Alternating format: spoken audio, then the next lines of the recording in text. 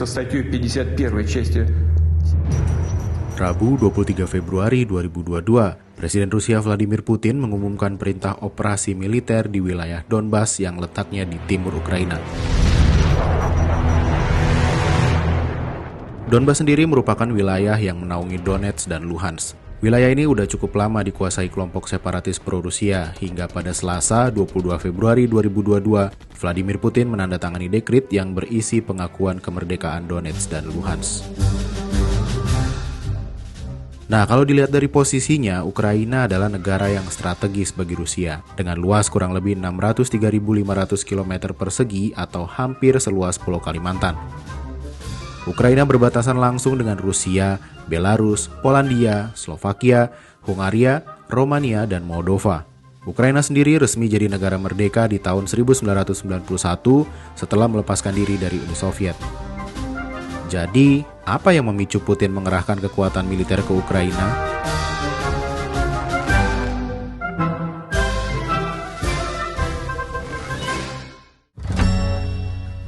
Jadi gini, Donetsk merupakan salah satu oblast atau provinsi di timur Ukraina. Memiliki luas wilayah kurang lebih 26.517 km persegi dan populasi penduduk sebesar kurang lebih 4 juta jiwa. Demikian pula Luhansk. Oblast atau provinsi ini juga berada di timur Ukraina. Luas wilayahnya kurang lebih 26.684 km persegi dengan populasi penduduk sebesar 2,1 juta jiwa. Donetsk dulu bernama Stalino. Wilayah ini merupakan pusat industri yang didominasi pertambangan dan sebagai penghasil baja bagi Ukraina. Sementara Luhansk dulu dikenal sebagai Voroshillovgrad. Voroshillovgrad juga merupakan kota industri dan jadi rumah bagi cadangan batu bara di Ukraina. Letaknya berbatasan langsung dengan Rusia di tepi utara Laut Hitam. Nah, Donetsk dan Luhansk terkunci dalam konflik bersenjata dengan tentara Kiev sejak pemberontakan yang didukung Kremlin pasca pencaplokan Crimea oleh Rusia di tahun 2014. Pencaplokan itu mendorong pecahnya pemberontakan separatis di dua wilayah tersebut. Donetsk dan Luhansk memproklamirkan kemerdekaan mereka setelah referendum Ukraina. Namun komunitas internasional tidak mengakui kemerdekaan tersebut. Ukraina dan negara-negara barat menuduh Rusia menghasut pemberontak di Ukraina Timur. Rusia bahkan dituduh memasok senjata dan pasukannya buat ngedukung mereka. Nah, penyelesaian konflik di Ukraina Timur telah ditetapkan dalam sebuah perjanjian damai, yaitu perjanjian Minsk. Namun perjanjian itu menemui jalan buntu lantaran Ukraina dan para pemberontak saling menuduh melakukan pelanggaran. Serangkaian gencatan senjata gagal ditegakkan karena pelanggaran berulang oleh pihak-pihak yang berperang. Proses politik dan kesepakatan dalam merencanakan otonomi bagi daerah pemberontak maupun pemilihan lokal terhenti sebatas kesepakatan di atas kertas. Lagi-lagi, kedua pihak saling menyalahkan atas kegagalan tersebut. Nah, situasi ini dimanfaatin Putin untuk memberi peringatan keras kepada Ukraina maupun NATO. Dan puncaknya, pada Selasa 22 Februari 2022 dini hari, Presiden Rusia Vladimir Putin menandatangani dekret yang berisi pengakuan kemerdekaan Donetsk dan Luhansk. Putin juga menginstruksikan kepada Kementerian Pertahanan Rusia untuk dalam tanda kutip nih ya, menjalankan fungsi penjaga perdamaian di Donetsk dan Luhansk. Namun PBB dan Uni Eropa menyebut tindakan itu melanggar hukum internasional.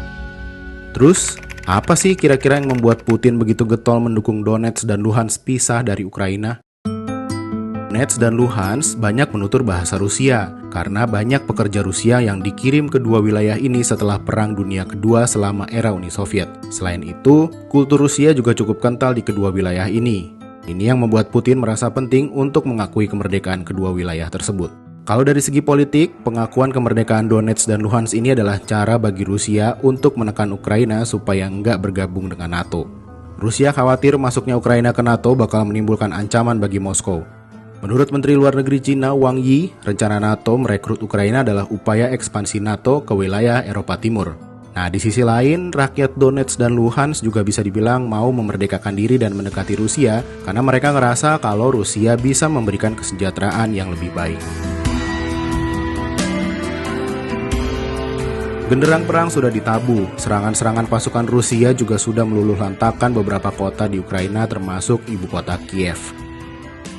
Sejak Rusia melancarkan serangan pada Kamis 24 Februari 2022, lebih dari 100.000 warga Ukraina berduyun-duyun mengungsi sambil membawa barang-barang seadanya.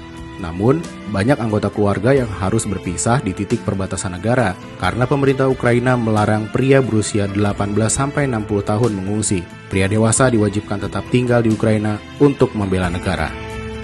Gelombang pengungsi Ukraina mengarah ke beberapa wilayah, diantaranya Polandia, Slovakia, Hungaria, Rumania, dan Moldova. Pemerintah Polandia sendiri akan membuka 9 tempat pengungsian sementara di sepanjang perbatasannya dengan Ukraina yang mencapai 535 km untuk mengantisipasi gelombang pengungsi dari Ukraina. Nah, Menteri Dalam Negeri Polandia, Mariusz Kamiński menegaskan Polandia akan menerima seberapapun banyaknya pengungsi di perbatasan. Di tempat pengungsian itu, semua orang akan mendapatkan akomodasi untuk istirahat, makanan, dan layanan kesehatan. Nah, kira-kira apakah perang ini akan berlangsung lama? Mengingat Rusia bisa dibilang sudah unggul beberapa poin dari Ukraina, mulai dari pencaplokan Crimea, pengakuan kemerdekaan Donetsk dan Luhansk, hingga pendudukan Chernobyl. Terbaru, nampaknya ada sinyal-sinyal Presiden Ukraina Volodymyr Zelensky ingin bertemu Putin. Mau damai kali ya? Lagi-lagi, cuma Putin yang punya jawabannya.